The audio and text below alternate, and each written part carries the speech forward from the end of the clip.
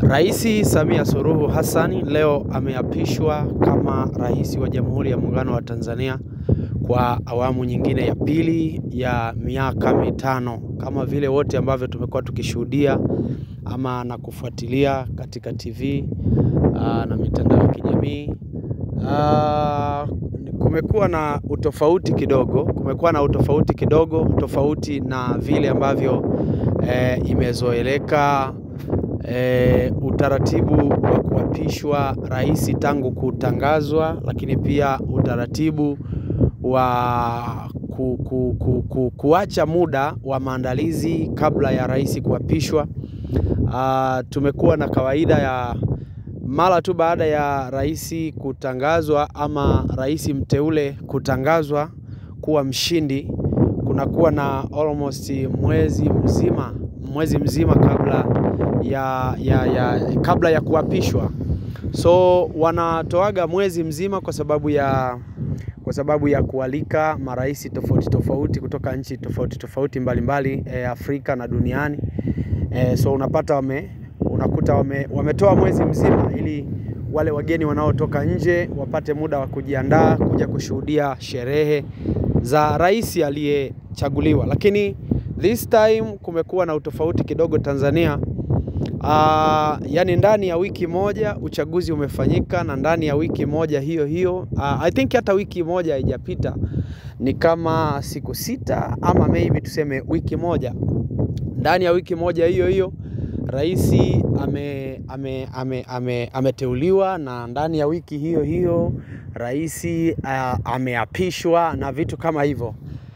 Kidogo kumekuwa na utaratibu ambao kiukweli haujazoeleka. Maana pia ukiangalia sehemu ambayo imetumika katika kumwapisha, utaona mara nyingi sana tumezoea kwa watangulizi wake, hata yeye mwenyewe kwa watangulizi wake, tuseme Mheshimiwa Jakaya Mrisho Kikwete, John Pombe Magufuli hayati, lakini Benjamin Mkapa na Rais Mwinyi na viongozi wengine ambao wamepita. Tumezoea kwamba maeneo sahihi ya kuapishwa waga yanakuwa ni katika uwanja wa Uhuru, kama sio Benjamin Mkapa, lakini inakuwaga ni katika uwanja wa Uhuru, mahali ambapo watu wote wataona, watu wote watashuhudia yule waliyemchagua, na waweze kufurahia pia yule waliyemchagua na kusherekea, kwa sababu inakuwa ni sherehe. Lakini this time imekuwa tofauti, yani kama ni tuseme si ni maficho ama tuseme ni private, tunaweza tukasema imekuwa ni kama private party. Maana rais kuapishwa katika uwanja wa jeshi ama katika eneo la jeshi, nafikiri ni kutokana na usalama pia. Ni kutokana na usalama kulingana na yale ambayo yametokea siku za karibuni, mara tu baada ya Rais Samia Suluhu kufanya uchaguzi, na mara baada ya Rais Samia Suluhu kuapishwa kutangazwa kuwa mshindi wa matokeo kwa 98%. So tumeshuhudia machafuko ya hapa na pale na vitu kama hivyo.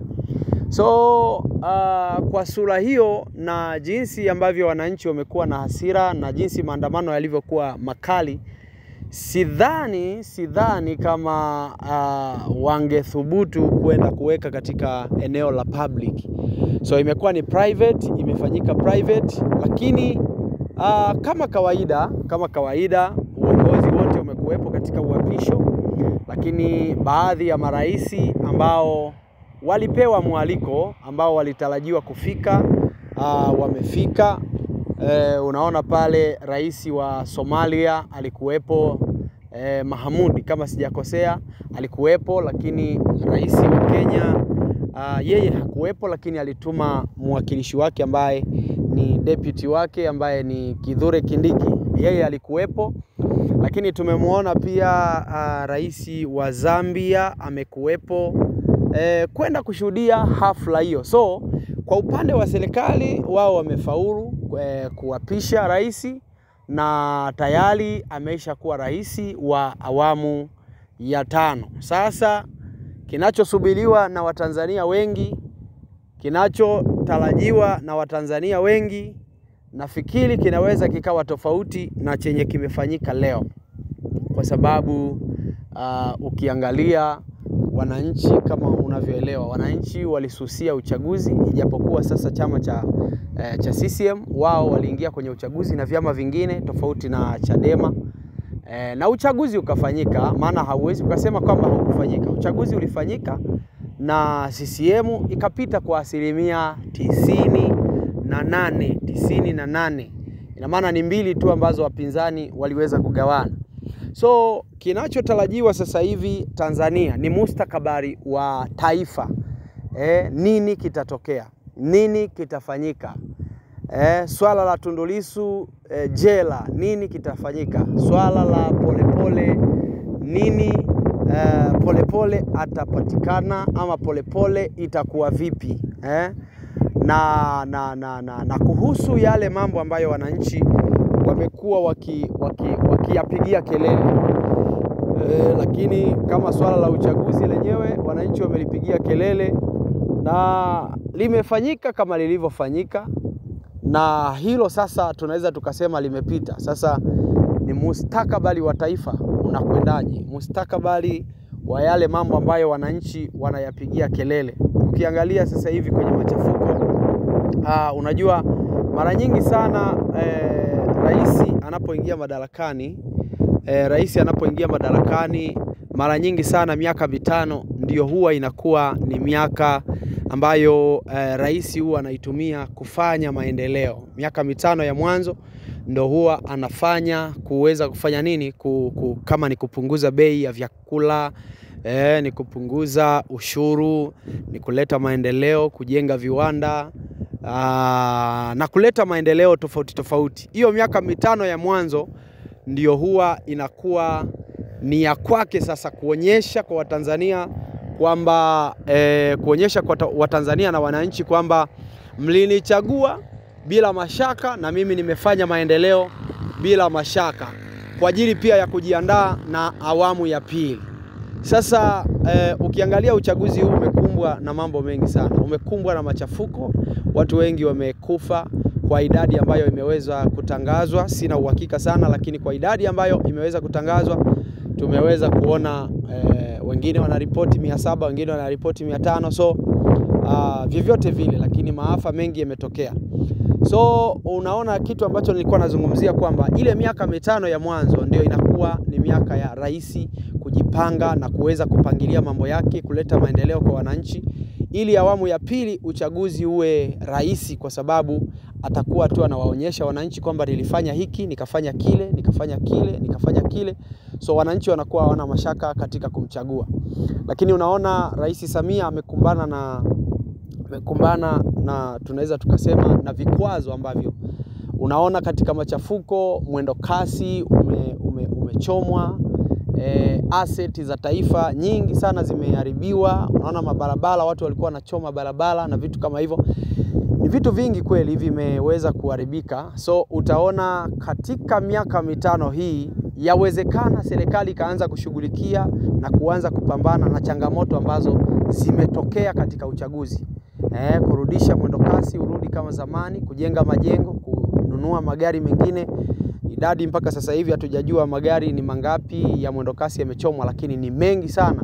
Ni hasara kubwa imetokea kwa taifa, maana majengo mengi ya serikali, unaona majengo ya polisi, police station zimebaniwa, zimechoma moto na vitu kama hivyo. Kwa hiyo utaona hiki kipindi cha miaka 5 kinaweza kuwa na ugumu, ijapokuwa sasa ndio muhula wake wa mwisho. Lakini kwa wananchi kutakuwa na upinzani mkubwa, kwa sababu wananchi kila watakachokuwa wanakitaka maybe kinaweza kikafanyika ama kisifanyike. Lakini all in all, Rais Samia ameshakuwa rais wa Jamhuri ya Muungano wa Tanzania. Kama alivyokuambia kwamba viongozi wengi kutoka bara la Afrika, Somalia, Zambia, Kenya na maeneo mengine waliweza kufika kuweza kushuhudia uapisho wa Rais Samia. Lakini kuna mambo yameendelea kuzuka hapo kutokea juzi kupitia kauli ya SADC kama sijakosea, kama sio EAU nafikiri, waliweza kutoa pongezi kwa ushindi ambao Rais Samia ameupata wa asilimia zisizopungua 98. Watu wakaoji, watu wamekuwa na mambo mengi sana kwenye mtandao, wakaoji ushindi gani, ushindi wa kujipa ama namna gani, lakini ndio hivyo, ushindi ni ushindi, na tuangalie sasa nini kinakwenda kufanyika na nini kinakwenda kutokea katika taifa letu. So kwa habari nyingi na habari mbalimbali nzuri za hapa nchini na zinginezo, make sure unatufuatilia na kusubscribe kwenye channel yangu ya Ayubu Mwanisenga #1 uweze kupata habari nzuri na habari motomoto. Thank you.